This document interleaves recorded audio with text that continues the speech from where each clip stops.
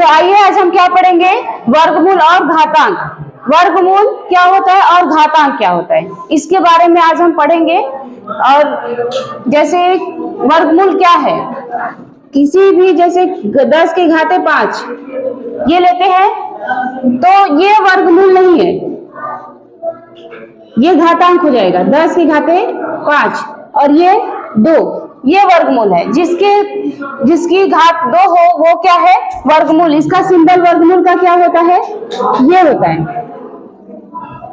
ये होता है वर्गमूल का सिंबल। और ऐसे भी होता है, ये भी इसको बोलते हैं कड़ी, और इंग्लिश में इसका नाम क्या है, रूट मीन स्क्वायर।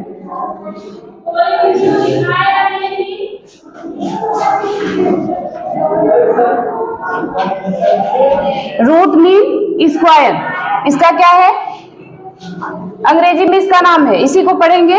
इसको हिंदी में क्या पढ़ेंगे, करड़ी पढ़ेंगे, और इसको इंग्लिश में क्या पढ़ेंगे, रूट मीन स्क्वायर। तो ये तो है वर्गमूल। अब घातांक है, घातांक में 2 हो सकता है, 10 की घाते 4, 10 की घाते 2, ये क्या है, ये घातांक है, एक घातांक है। अब जैसे ये है, ये क्या है, ये आधार है, इसको क्या बोलते हैं, इसमें आधार बोलते हैं। और ये क्या है, घात है, ये घातांक। घातांक मतलब घात का अंक, इसी को क्या कहते हैं, घातांक। तो ये अंक क्या है, घात 2 है। ये इसमें भी यही है, आधार 10 हो गया, आधार, और 5 क्या हो गया, घात। ये घात है, तो इसको घात बोलेंगे और इसको क्या बोलेंगे, आधार। तो ये घात में भी ऐसा होता है और वर्गमूल में भी ज्यादा अंतर नहीं होता है वर्गमूल और घातांक में। बस अंतर इतना है कि इसका सिर्फ 2 ही घात होगा। वर्गमूल मतलब सिर्फ वर्ग होगा, ये इसको वर्ग बोलेंगे। ये जो है वर्ग है, वर्गमूल में ये वर्ग है और ये मूल है, ये पूरा क्या है, वर्गमूल इसको बोलेंगे। और इसको घातांक बोलेंगे, घात बोलेंगे इसको, क्योंकि इसको वर्गमूल नहीं कह सकते। वर्गमूल सिर्फ 10 की घाते 2 ही वर्गमूल है। अब ये 3 हो जाएगा तो वर्गमूल नहीं, ये क्यूब हो जाएगा। अब क्यूब के बाद जब हम पढ़ेंगे तो वर्गमूल घातांक ही पढ़ेंगे, ठीक है। तो ये इसका नाम है रूट मीन स्क्वायर। अब इसको पढ़ेंगे, जब भी पढ़ेंगे तो क्या पढ़ेंगे, 10 के घाते 5, 10 के घाते 4, 10 के घाते 2, ऐसे पढ़ेंगे। जैसे ये घातांक क्यों बनाया गया, घातांक इसलिए बनाया गया जैसे हमारी जो प्राकृतिक संख्याएं है उसमें पूछा जाए कि सबसे बड़ी संख्या, प्राकृतिक संख्या में सबसे बड़ी संख्या क्या होती है। कोई बता सकता है सबसे बड़ी संख्या क्या है, असंख्य होगी, अनंत होगी, कोई नहीं बता सकता। इसका जवाब होगा कि अनंत है, अनंत है। तो जैसे आपको दे दिया जाए, तो ये क्या घातांक में क्वेश्चन ले लेते हैं, जैसे 64, ये घातांक है, इसका क्वेश्चन ले लेते हैं 64 है। इसको घात के रूप में कैसे लिखेंगे, 2 दूना 4 दूना 8 दूना 16 दूना 32 दूना 64। अब इसको हम ऐसे कर सकते, तोड़ सकते हैं, 2 दूना 4 दूना 8 दूना 16 दूना 32 दूना 64। हम इस 64 को ऐसे लिख सकते हैं। अब इसको क्या करेंगे, हम 2 के पावर, अब इसको गिन लेंगे, 1 2 3 4 5 6, कितना 2 है, 6 है, इसके घाते 6 लगा देंगे, क्योंकि हमारा 2 कितनी बार है, 2 कितनी बार गुणा किया गया है, 6 बार। जो गुणा किए हैं हम इसी को गिन करके यहाँ पर ये दिखाता है कि 2 का कितनी बार गुणा हुआ है। तो ये 2 का कितनी बार गुणा हुआ है, 6 बार। 6 बार करेंगे तो क्या मिलेगा, 64। अब वर्गमूल क्या होता है, अब हम इसको गुणनखंड विधि से वर्गमूल बताएंगे। जैसे 144 एक संख्या है 144, इसका हम गुणनखंड विधि से निकालेंगे वर्गमूल। तो गुणनखंड जिसको आता है वो आराम से कर लेगा। इकाई के अंक में देखेंगे अगर सम संख्या है तो आराम से कट जाएगी, 2 से सम संख्या से ही कटेगा। तो 2 साते 14, 2 दूना 4, अब 2 से फिर कटेगा, 2 तिया 6, 2 छक 12, अब फिर 2 से काटेंगे, 2 एक कम 2, 2 अठे 16, फिर 2 से कटेगा, 2 नवा 18। अब देखो 2 से नहीं कटेगा ये, अब ये किससे कटेगा, 3 से कटेगा, 3 से, 3 त्रिका 9, अब इसको करेंगे 3 एक का 3। ये तब तक हम काटते रहेंगे जब तक कि ये लास्ट में 1 ना आ जाए। लास्ट में जब 1 आ जाएगा तो पूरा पूरा विभाजित हो जाएगा। इस वर्गमूल, ये गुणनखंड विधि वर्गमूल में तभी संभव है जब ये पूर्ण वर्ग हो।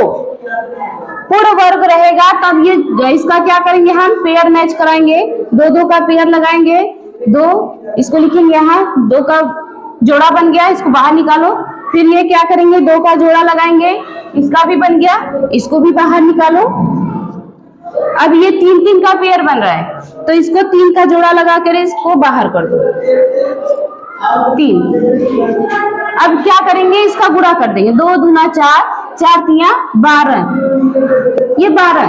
तो ये जो 144 है किसका वर्गमूल है, किसका वर्ग है, 12 का। किसका है, 12 का। तो ये पेयर तभी मैच करेगा जब ये पूर्ण वर्ग होगा।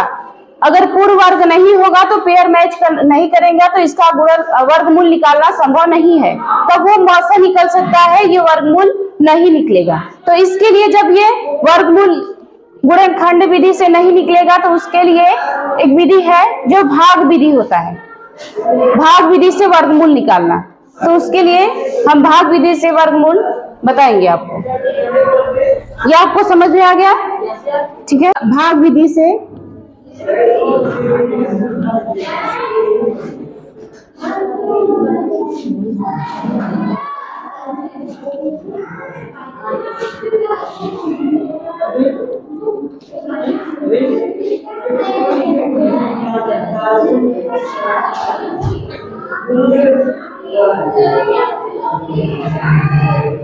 भाग विधि से वर्गमूल, जैसे हम अभी निकाले 144 का गुणनखंड विधि से निकाले थे, अब हम 144 का भाग विधि से निकाल रहे हैं। 144 ये है, इसको हम भाग विधि से करेंगे।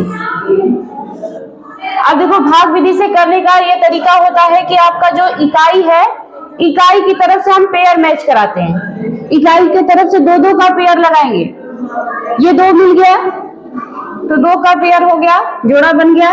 अब ये 1 बचा, 2 नहीं है तो इसको 1 ही लगाएंगे, सिंगल। तो जैसे पेयर है वैसे ही हम इसको भाग भी देंगे। वर्गमूल निकालते समय क्या करेंगे, पहले इसका क्या करेंगे, नजदीक का वर्ग देखेंगे। 1 का नजदीक का सबसे या तो 1 हो या तो उसका कोई वर्गमूल हो, नहीं है तो उसके निकट का वर्गमूल देखेंगे, ठीक है। तो ये क्या करेंगे, 1 का वर्गमूल है, 1 है तो 1 बार ले जाएंगे। अब यहाँ 1 हो गया। अब इसमें क्या करेंगे, ये जो 1 होता है, ये जो 1 होता है यहाँ पर लिखते हैं, प्लस में हो जाता है, इसी को जोड़ देते हैं। तो ये कितना हो गया, 2। इधर थोड़ा सा लिखेंगे इसलिए क्योंकि यहाँ पर हम जो यहाँ लेकर जाएंगे, जो भागफल में लेकर जाएंगे उसी को भाजक से क्या करेंगे, गुणा करना पड़ता है। तो हम क्या करेंगे, यहाँ पर 2 हो गया तो इसको घटाएंगे तो कितना आएगा, ये कट जाएगा। अब देखो ये जैसे भाग में हम उतारते हैं तो एक एक उतारते हैं, एक एक संख्या, लेकिन यहाँ पर देखो जोड़ा है तो ये दोनों को साथ में उतारेंगे। तो यहाँ पर हो गया 44 हो गया।